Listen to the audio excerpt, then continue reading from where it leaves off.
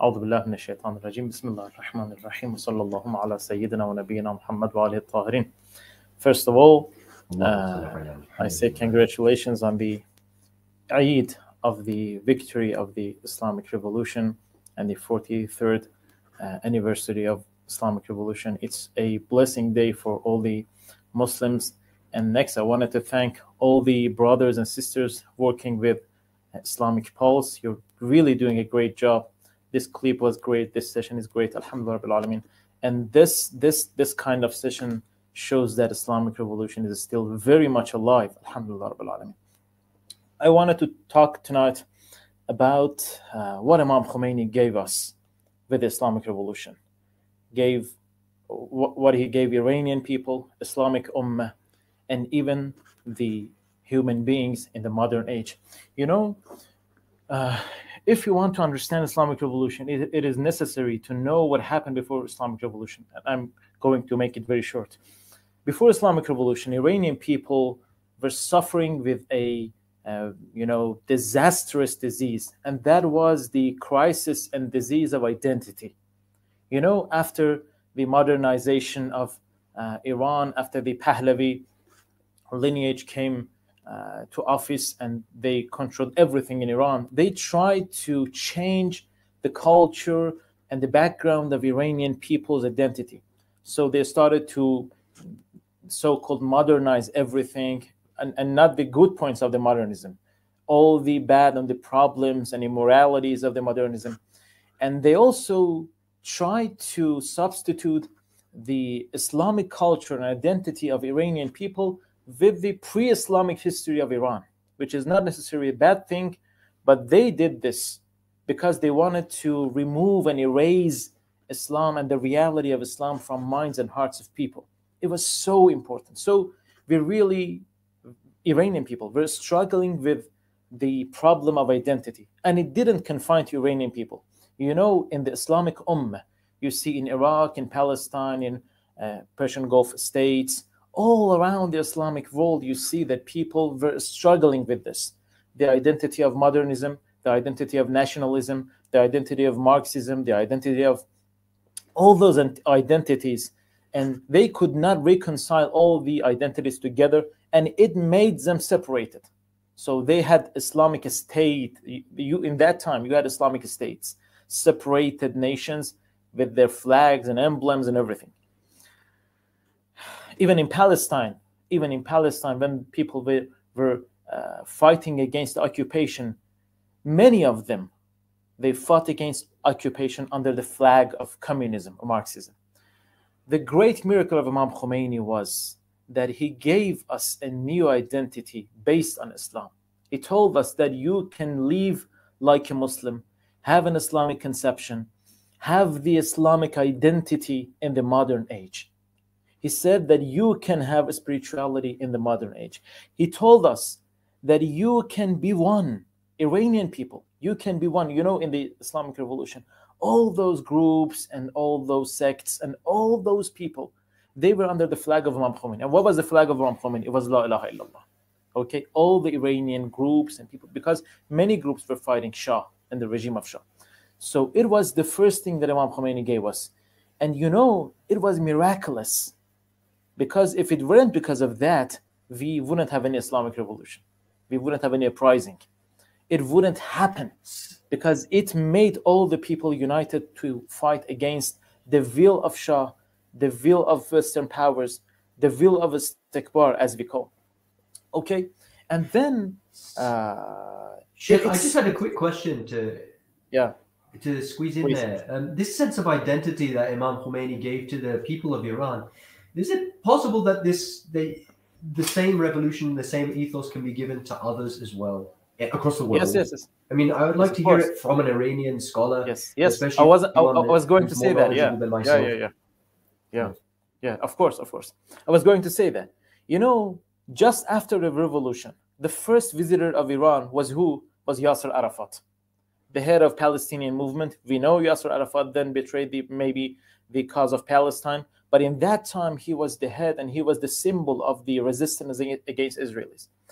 He saw that identity that life that he could sense in the Islamic Revolution can help them to resist against Israel, can help them to resist against occupation. So Imam Khomeini, in the second stage, he gave all those people what? He gave all those people the identity of Islam, the identity that you can live under the flag of La ilaha illallah, be no matter be in Pakistan or Afghanistan or Iran or Iraq or Lebanon or wherever you live, wherever you live. And that was the idea of the unity of Islamic Ummah. And it was so dangerous for Western powers. Even until now, they do everything. They do everything to prevent this from happening. And in the third stage, it is so interesting. Imam Khomeini, in many of his letters and sermons, he doesn't just talk to Muslim people or Iranian people. He talked to the world. He always talks to the freedom seekers, justice seekers in the world. So, after, in the last years of his life, he wrote a letter to the head of the Soviet Union, Mr. Gorbachev. In that letter, he told him that if you want the prosperity of the Russia, of the Soviet Union, you have to go back to the teachings of Tawheed. So this identity Imam Khomeini believes can save the whole mankind. It's not just about Iranians or Arab people or Muslim people. No, it's about the humanity, because humanity today, struggles with a lack of spirituality, with a gap in the heart and mind. So we believe Sayyid, sorry again. Please forgive me. Yes. Trust me, it's not comfortable for me to cut you off because you are more knowledgeable than me. I should be referring to you as Ustad, actually, which means teacher. No, astaghfirullah. That makes sense now. But there are some people. This is a bit of a complicated, a bit of a controversial question. I'm sorry for putting you on the spot there, but it is something that's come to my mind, because a lot of people argue that, okay, yes, Imam Khomeini, yes, he's for everybody. Yes, Islam, pure Muhammadan Islam, yes, it's for everybody. But now's not the right time to speak about these things in public. And there are some who will bring the argument and say that, look, Iran was different. Iran had a whole, it had centuries and centuries of Islamic history. And because of that, the people were able to reach a certain level. And then Imam Khomeini was able to take it to the next step. But when it comes to, for example, myself, I'm from the UK, or for people from, I don't know, Australia or America or other places, they say that, look, we come from backgrounds which are not Islamic at all. People drink alcohol openly in the streets, they have a completely different lifestyle, and their ethos is completely irreligious. How can you expect to spread the revolution there?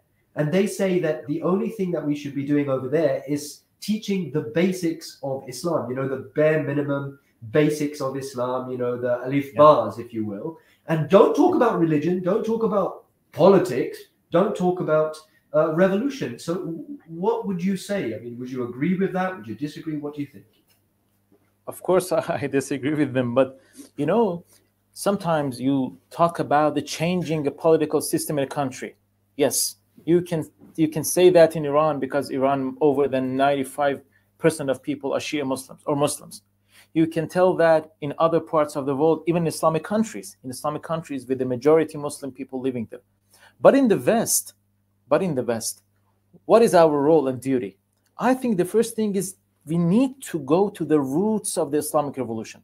Islamic Revolution does not say that in every place, in every corner of the world, you go and change the political system. It's not possible, and sometimes it's not permissible. Okay? But Islamic Revolution says that I have an emblem, I have a flag, I have a slogan, and that is you have to support all the oppressed people all around the world. You have to do that. So if you live in UK or US, there are some oppressed people in US, in UK, in Palestine, and it's not just Palestine. Palestine is the symbol of oppression. The issue of Palestine is the symbol of oppression. But don't we have oppression in US? Don't we have oppression in UK? We have that. So we have to get involved, and we have to be active in those areas too. But the first thing I think, the message of Islamic Revolution in some countries is distorted somehow. because, you know, because of propaganda, because they don't let us to speak, because every time we wanted to speak, they impose sanction upon us. Okay, but we know that even as it was in your clip, beautiful clip, as leaders said that we had nothing, we had to maintain our aircrafts, we had nothing, we had to do something. Okay, it's always like a blockade, an obstacle. So we have to remove those obstacles. This sessions like this, you know, we have to firstly awake all the Muslims, all the Shia people all around the world, so they can feel and hear. You know, I heard some of brothers here, he said that I just get acquainted with the message of Islamic revolution. Okay, so we know that many Muslims, many Shia people, even Shia people, they haven't heard about Islamic revolution. So we have to promote this message, and then we have to do our duty, and that is to hold on with the mazloom, with the oppressed, and stand against the oppressor. Yes, different places, different criterias, different duties, of course.